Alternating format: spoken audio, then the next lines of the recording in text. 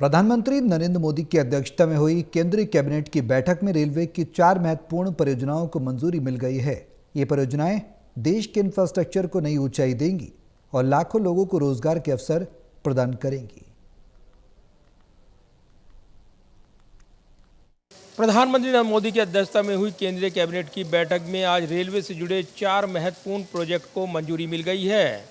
केंद्रीय मंत्री अश्विनी वैष्णव ने केंद्रीय कैबिनेट के लिए गए फैसलों की जानकारी साझा की है।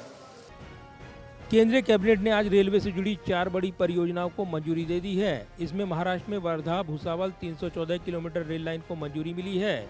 वहीं महाराष्ट्र और छत्तीसगढ़ में गोंदिया डोगरगंड 84 किलोमीटर रेल लाइन को मंजूरी मिली है। वहीं गुजरात और मध्य प्रदेश में Vadodara Ratlam 259 kilometre rail line को भी मंजूरी मिली है। मध्य प्रदेश में इटारसी भोपाल बीना रेल लाइन 337 किलोमीटर को भी केंद्रीय कैबिनेट ने मंजूरी दी है। केंद्रीय रेल मंत्री अश्विनी वैष्णव ने केंद्रीय कैबिनेट की बैठक के बाद इन फैसलों की जानकारी दी है। इन परियोजनाओं पर कुल 24,634 करोड़ रुपए का खर्च आएगा, जिन्हें साल 2030-31 तक पूरा कर लिया जाएगा। रेलवे के 4 बड़े प्रोजेक्ट अप्रूव हुए हैं।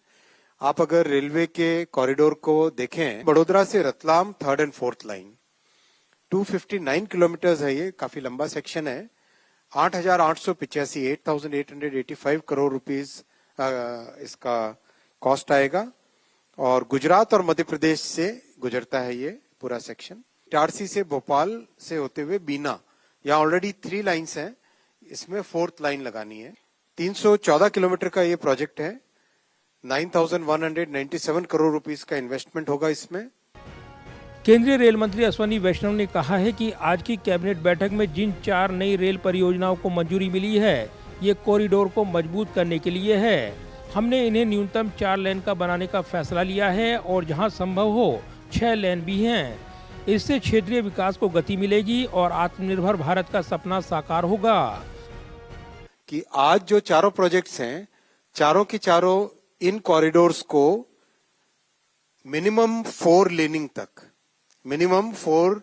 लाइनिंग तक लाने का इसमें प्रयास है और जहां पे जरूरत पड़े वहां पे 6 लाइनिंग भी करने का प्लान है। तो इससे पहले आपने देखा होगा, एक बार छत्तीसगढ़ का 5th and 6th लाइन का प्रोजेक्ट आया था, परमल कसा से खरसिया एक 5th and 6th लाइन आया था। रेलवे की ये चारों परियोजनाएं मल्टी ट्रैकिंग वाली हैं, जो भारतीय रेलवे के नेटवर्क को लगभग 894 किलोमीटर बढ़ाएंगी। ये 18 जिलों को कवर करेंगी, जो महाराष्ट्र, मध्य प्रदेश, गुजरात और छत्तीसगढ़ राज्यों में फैले हुए हैं। इन मल्टी ट्रैकिंग रेलवे परियोजनाओं से लगभग 3,633 गाँव, जिनकी जनसंख्या लगभग 85,84,000 है और 2 आकांक्षी जिलों विदिशा और राजनांदगांव तक कनेक्टिविटी को बढ़ावा देंगी। रेल मंत्री अश्विनी वैष्णव ने कहा है कि ये प्रोजेक्ट पीएम गति शक्ति नेशनल मास्टर प्लान के तहत विकसित किए गए हैं, जो मल्टी मॉडल कनेक्टिविटी को मजबूत करेंगे। इससे यात्री और मालवाहक ट्रेनों की गति बढ़ेगी, जाम कम होगा और लॉजिस्टिक कॉस्ट घटेगी। गोंदिया डोंगरगढ़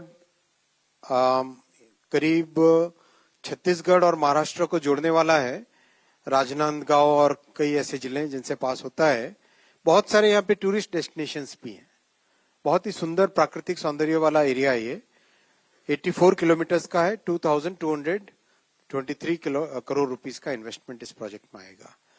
यहाँ पर भी बहुत सारे बड़े ब्रिजेस बनेंगे, बड़े और छोटे ब्रिजेस बनेंगे। एक टनल भी आती है इस एरिया में। फ्लाईओवर्स 3 बनेंगे, अंडरपासेस 22 बनेंगे और टोटल 84 किलोमीटर्स। प्रधानमंत्री नरेंद्र मोदी ने सोशल मीडिया पर इस फैसले की जानकारी साझा करते हुए लिखा कि सरकार नेक्स्ट जनरेशन इंफ्रास्ट्रक्चर को मजबूत करने में जुटी है।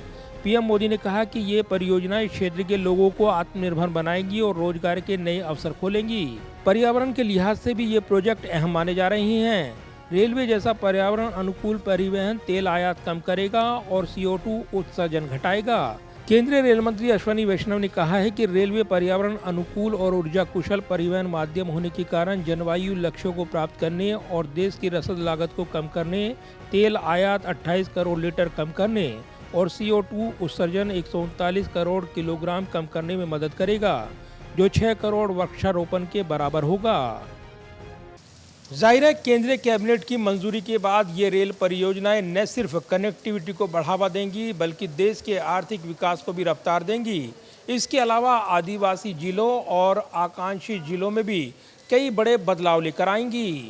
कैमरामैन विदर्भ के साथ प्रदीप कुमार, टोटल न्यूज़, दिल्ली।